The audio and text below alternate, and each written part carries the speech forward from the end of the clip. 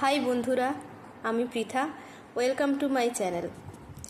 এটি দিল্লির বিখ্যাত ছতরপুর মন্দির। তবে মন্দিরটিকে শ্রী আদ্যা কাত্যায়নী শক্তিপীঠম নামেও অনেকে চেনেন। এই মন্দিরের দ্বার সম্পূর্ণ উন্মুক্ত থাকে নবরাত্রির পর থেকে 10 দিন আর শিবরাত্রির সময়। এই সময় ভক্তদের প্রচুর সমাগম হয়, খুব লম্বা লাইন হয়। আজ আমরা নবরাত্রির পরবর্তী পঞ্চম দিনে দর্শনে এসেছি। এখন যেখানে মন্দিরটি স্থাপিত আছে সেখানে আগে বাবা শান্ত নাগপালজির কুটির ছিল। 1974 সালে বাবা শান্ত নাগপালজি মায়ের স্বপ্নাদেশ পেয়ে মন্দিরটি প্রতিষ্ঠা করেন। পরবর্তীকালে 1998 সালে ওনার মৃত্যুর পর ওনার ভক্তরা মিলে আরও সুন্দরভাবে মন্দিরটি নির্মাণ করেন। 2005 সালের আগে এটি ভারতের সর্ববৃহৎ মন্দির হিসেবে ধরা হতো, কিন্তু অক্ষরধাম মন্দিরটি প্রতিষ্ঠা হওয়ার পর এটিকে দ্বিতীয় বৃহত্তম টেম্পল কমপ্লেক্স হিসেবে ধরা হয়। মন্দিরটির একটি সুন্দর ইতিহাস রয়েছে। এই পৌরাণিক কাহিনী শুনে যে কেউ আশ্চর্য হয়ে যাবেন।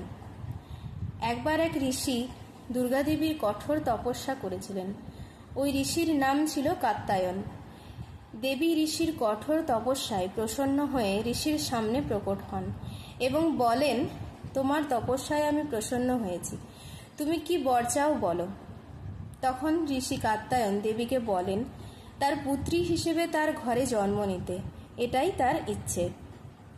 এটি শুনে দেবী খুশি হন এবং তার ইচ্ছানুরূপ বর প্রদান করেন।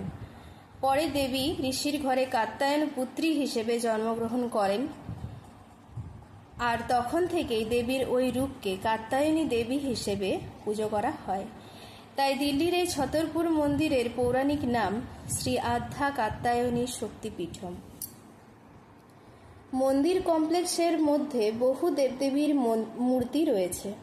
তার মধ্যে একটি বিশাল বড় শিব বাবার ত্রিশূল এবং একটি 101 ফুটের বজরংবলীর মূর্তি দেখতে পাওয়া যায়।